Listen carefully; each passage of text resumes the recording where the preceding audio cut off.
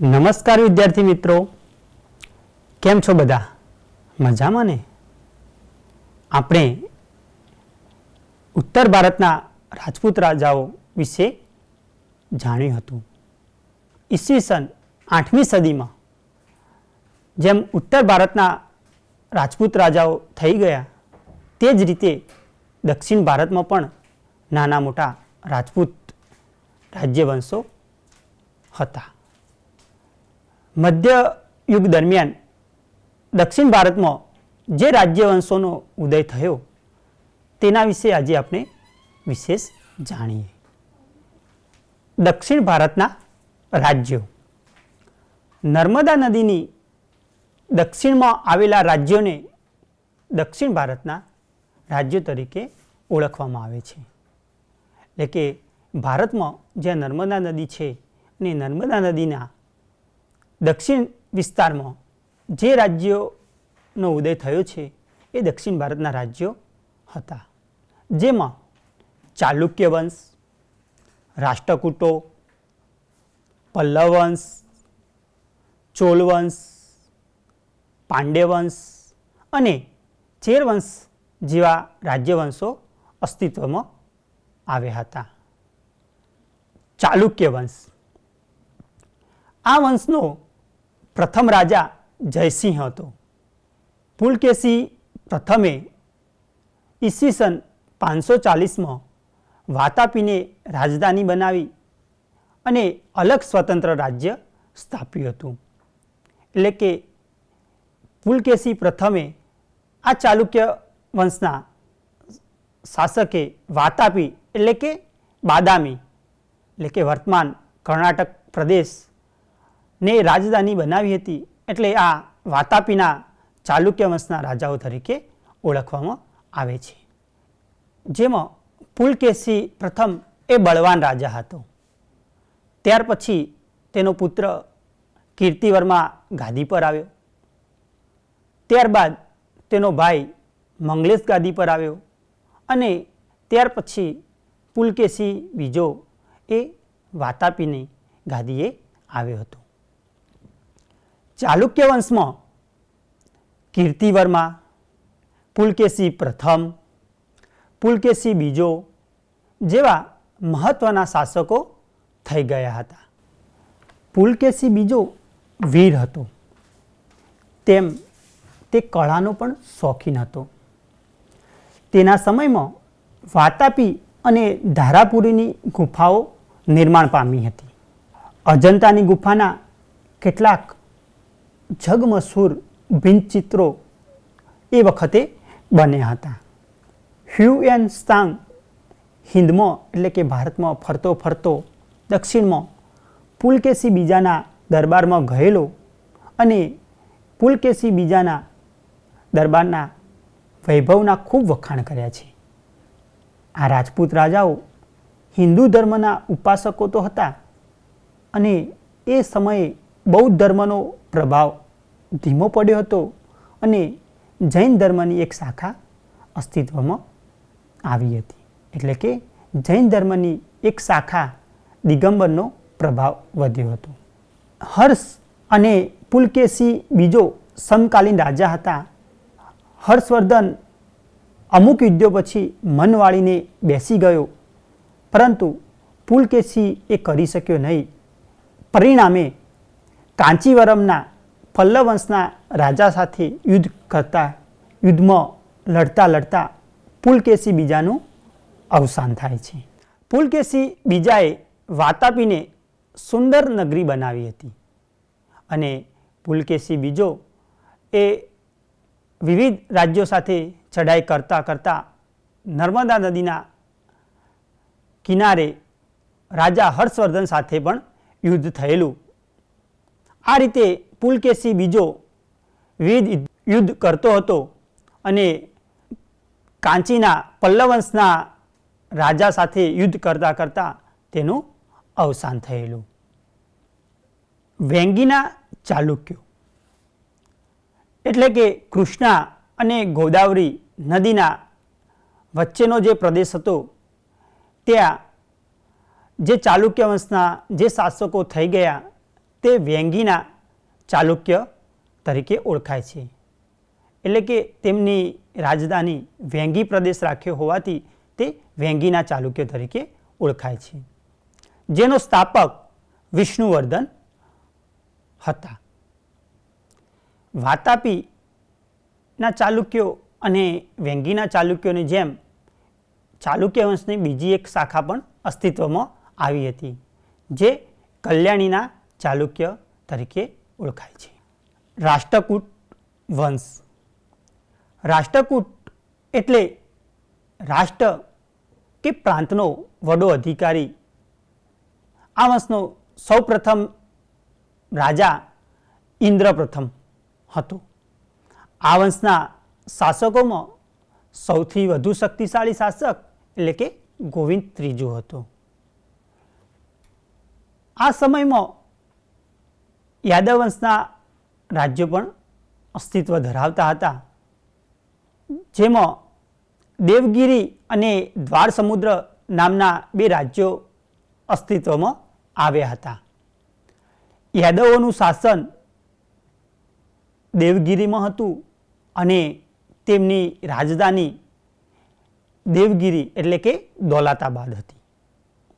એ જ રીતે હોયસલ વંશનું શાસન દ્વાર સમુદ્રમાં હતું અને તેમની રાજધાની દ્વાર સમુદ્ર હતી. એ જ રીતે કૃષ્ણા અને કાવેરી નદી વચ્ચેનો જે ભૂમિ પ્રદેશ હતો, ત્યાં આવું જ એક રાજ્ય અસ્તિત્વમાં આવ્યું હતું. તે વરંગલના કાકતીય રાજ્ય તરીકે ઓળખાય છે. વરંગલ તેમની રાજધાની હતી. દક્ષિણ ભારતમાં પલ્લવ વંશ પણ અસ્તિત્વ ધરાવતો હતો. આ પલ્લવ વંશની સ્થાપના બપ્પદેવે કરી હતી અને આ બપ્પદેવે જે વંશ સ્થાપ્યો તે પલ્લવ વંશ તરીકે ઓળખાય છે. પલ્લવ વંશની રાજધાની કાંચીપુરમ હતી. પલ્લવ વંશના શાસનમાં અનેક બાંધકામો થયા છે. કાંચીના કૈલાસનાથ મંદિરની તેમાં ગણના થાય છે અને આ સમયના જે શાસકો થઈ ગયા તે સાહિત્ય અને કલાના પણ પ્રેમી હતા. પલ્લવ વંશમાં મહેન્દ્રવર્મા પ્રથમ, નરસિંહવર્મા પ્રથમ અને નરસિંહવર્મા બીજો જેવા મહત્વના શાસકો થઈ ગયા હતા. દક્ષિણ ભારતમાં ચોલ રાજ્ય પણ અસ્તિત્વ ધરાવતું હતું, જેમાં તાંજોર, ત્રિચિનાપલ્લી અને પુદુકોટ્ટઈ જે આવેલા છે ત્યાં મધ્યકાળમાં ચોલ મંડળનું રાજ્ય હતું. ચોલ રાજ્યની રાજધાની તાંજોર હતી. ચોલ રાજ્યમાં રાજરાજ પ્રથમ, રાજાધિરાજ પ્રથમ અને રાજેન્દ્ર પ્રથમ જેવા મહત્વના શાસકો થઈ ગયા હતા. ચોલ વંશના શાસકો પાસે શક્તિશાળી નૌકાદળ તો હતું, પણ સાથે સાથે તેઓ પોતાના રાજ્ય વહીવટમાં પણ સારી વ્યવસ્થા કરી હતી, જેમાં રાજરાજ પ્રથમે રાજ્ય વહીવટની સુંદર વ્યવસ્થા કરી હતી. તેને જમીન માપણીનો અને સ્થાનિક સ્વરાજ્યનો આરંભ કરાવ્યો હતો. આમ ચોલ વંશના રાજાઓએ પણ પોતાના સમયમાં રાજ્ય વહીવટમાં ભરપૂર યોગદાન આપ્યું હતું.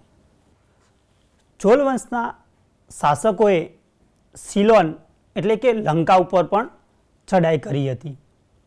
એટલે કે ચોલ વંશના શાસકો પાસે શક્તિશાળી એવું નૌકાદળ હતું અને આ નૌકાદળ હોવાના કારણે તેઓ દરિયાપારના દેશો સાથે તેઓ યુદ્ધ કરતા અને તેમનો ઘણો વિસ્તાર વધારવાનો એ પ્રયત્ન કરતા હતા. દક્ષિણ ભારતમાં પાંડ્ય રાજ્ય પણ અસ્તિત્વ ધરાવતું હતું. પાંડ્ય રાજ્ય અતિ પ્રાચીન માનવામાં આવે છે. પાંડ્ય રાજ્યનું એ નાનું હતું, પણ વેપારમાં એ મોટું મથક ધરાવતું હતું. મેગસ્થેનિસ નામના વિદેશી પ્રવાસીએ આ વંશના શાસકો વિશે લખ્યું છે કે આ જાતિનું શાસન સ્ત્રીઓ પણ કરતી હતી. અશોકના શિલાલેખમાં પાંડ્ય રાજ્ય વિશેનો ઉલ્લેખ જોવા મળે છે. એ જ રીતે દક્ષિણ ભારતમાં ચેર વંશના શાસકો પણ થઈ ગયા. તમિલથી અલગ થયેલા એક ભાગ પર ચેર વંશનું શાસન હતું. ચેરનું બીજું નામ કેરળ અથવા મલયાલમ છે. આ વંશનો પ્રથમ શાસક અથન હતો. એટલે કે આ વંશનો પ્રથમ શાસન અથન રાજાએ કર્યું હતું. આ વંશમાં પણ શક્તિશાળી શાસકો થઈ ગયા, જેમાં સેતુંગવન નામનો શાસક સર્વશ્રેષ્ઠ શાસક તરીકે પ્રચલિત બન્યો હતો. આમ વિદ્યાર્થી મિત્રો, આપણે જુદા જુદા દક્ષિણ ભારતના રાજપૂત રાજાઓ વિશે જાણ્યું. આ રાજપૂત રાજાઓ એ પોતાના રાજ્યનો વિસ્તાર કરવા માટે એકબીજા સાથે યુદ્ધ કરતા, પોતાના રાજ્યનો વિસ્તાર વધારતા. એકબીજા સાથે યુદ્ધ કરતાં કરતાં તેમની વચ્ચે સંપ રહ્યો નહીં અને આ ભારતના જે રાજપૂત રાજાઓ હતા તેમને એકબીજા સાથે સંપ ન રહેવાના કારણે એનો ફાયદો વિદેશી આક્રમણકારોએ એનો લાભ લીધો અને જેના કારણે રાજપૂત રાજાઓનું અસ્તિત્વ નબળું થયું. અને રાજપૂત રાજાઓની આ નબળાઈનો લાભ વિદેશી આક્રમણકારોએ લીધો અને જેના કારણે ભારતમાં વિદેશી આક્રમણકારોએ પોતાનું રાજ્ય વિસ્તાર વધારી અને ભારતમાં એમની સત્તા સ્થાપી. આભાર વિદ્યાર્થી મિત્રો.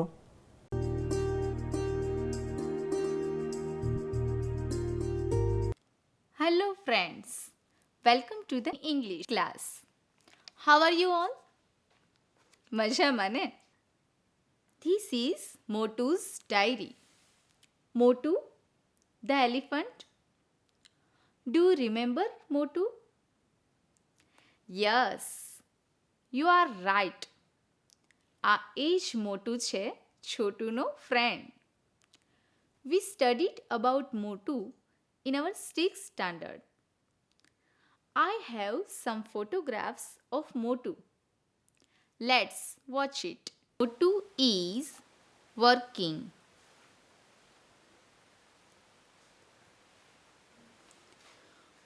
Motu is in the train with his friends. Motu is eating. Motu is taking bath. Motu is drinking water. Motu is playing with his friends. Motu is dancing. Motu is painting. જોયા ને મોટુના રોજબરોજના જીવનના photographs. આપણી જેમ જ મોટું પણ રોજબરોજ જુદી જુદી ક્રિયાઓ કરે છે, like swimming, eating, reading, playing. મોટું પણ ડાયરી લખે છે. Let's see his diary. It was 5th May 2015. I was very excited. I was with my friends. We went on picnic. We were in the car. I drove the car. It was 15th May 2015. It was very hot day. I enjoyed swimming. I was in the water. The water was cold. I enjoyed bathing. Chotu, come here. Hello friends, my name is Chotu. We read Motu's diary. It was 7 July 2014. I enjoyed swimming. I found a new place for bathing in the jungle. I told my friends about it. It was 20th December 2014. I was sad because I was ill. I was alone at home. All my friends went on a picnic. So sad, miss my friends. It was 15 February 2014. I was very busy. I worked a lot. I was tired.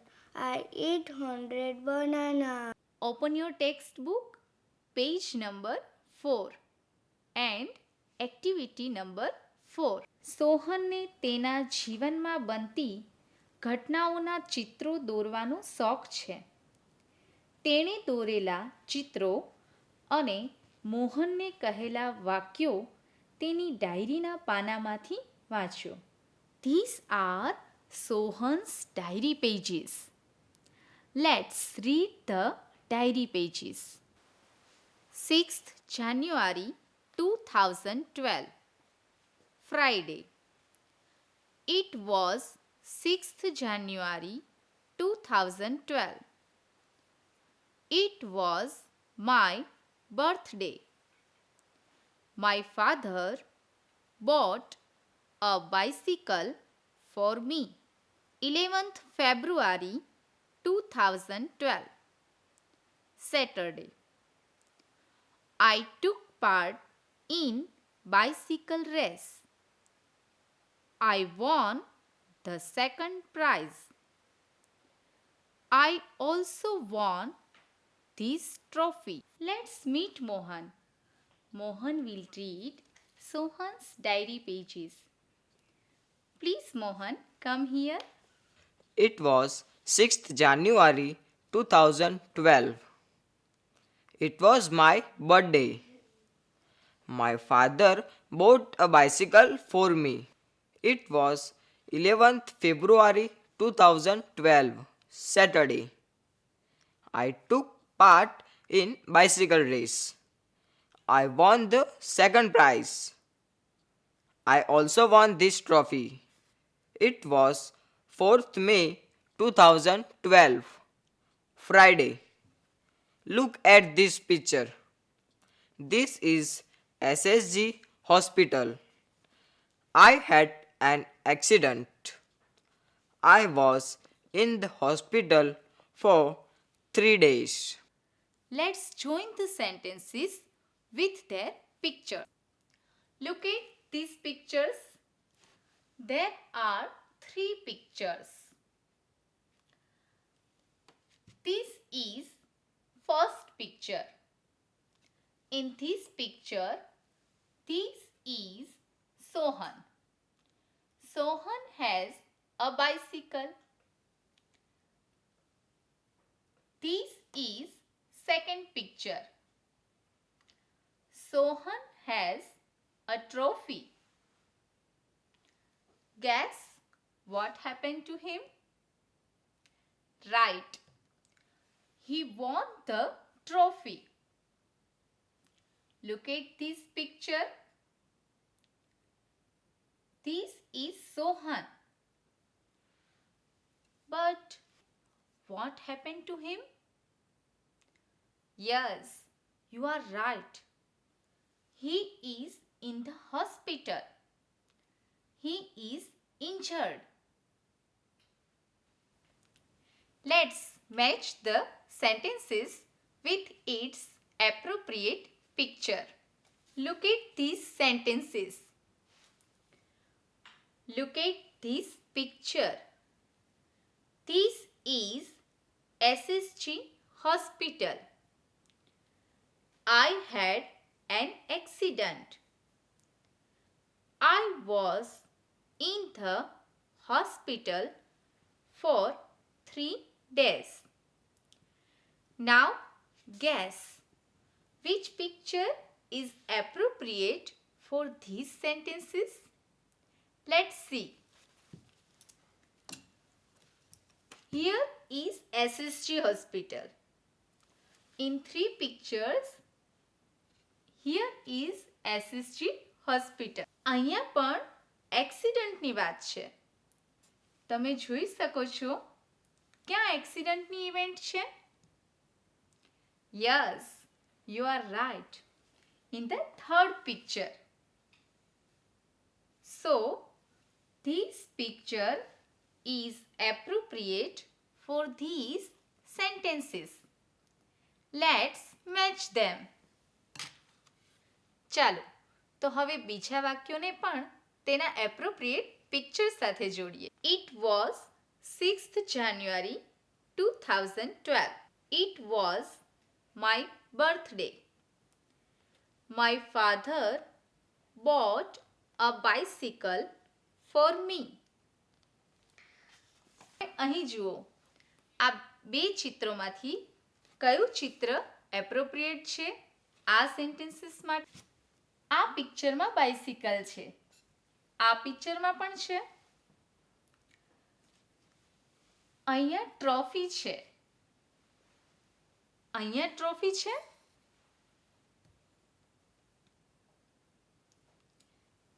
ના, નથી. It was 6th January 2012.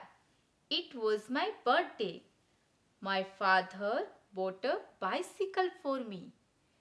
તો આ ચિત્ર આ લખાણ સાથે appropriate છે. Let's match ધેમ. હવે તમને ખબર પડી ગઈ હશે કે ત્રીજું લખાણ જે મારી પાસે છે એ ત્રીજા પિક્ચરનું જ છે. પણ ચાલો જોઈએ કે કેવી રીતે એ પિક્ચર સાથે જ મેચ થાય છે. 11th February 2012, Saturday. I took part in bicycle race. I won the second prize. I also won this trophy. Let's check these sentences and the picture. Second prize, trophy and bicycle race. Okay, look at this picture.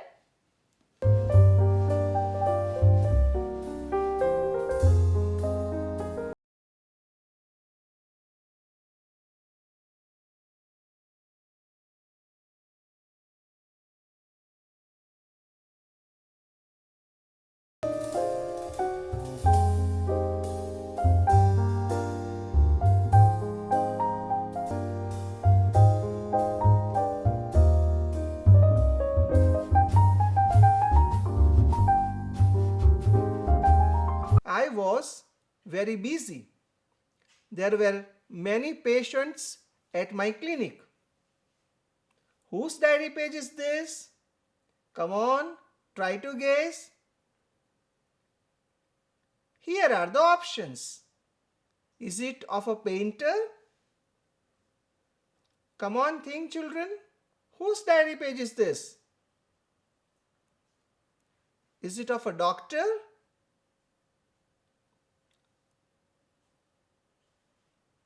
Is it a teacher's diary page? Or is it of a carpenter? Well, look at the picture, then you will get the idea. તમે પણ ચોક્કસ હવે diary લખશો. શું કહ્યું? લખો છો? Very good. ચાલો અત્યારે જ આપણે ડાયરી પેજ બનાવીએ. તમે તમારા જીવનમાં બનેલી કોઈ એક ઘટના વિશે 2 વાક્યો લખો. પણ હા, તારીખ અને વાર લખવાનું ના ભૂલશો. ચાલો, make your diary page now.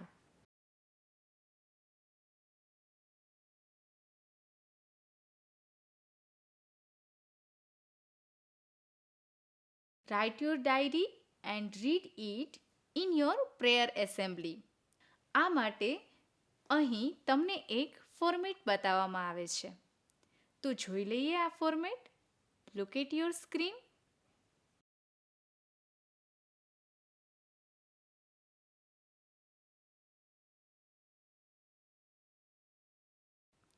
So, friends, write your daily activities in English and make your diary. Okay, goodbye. Have a good day.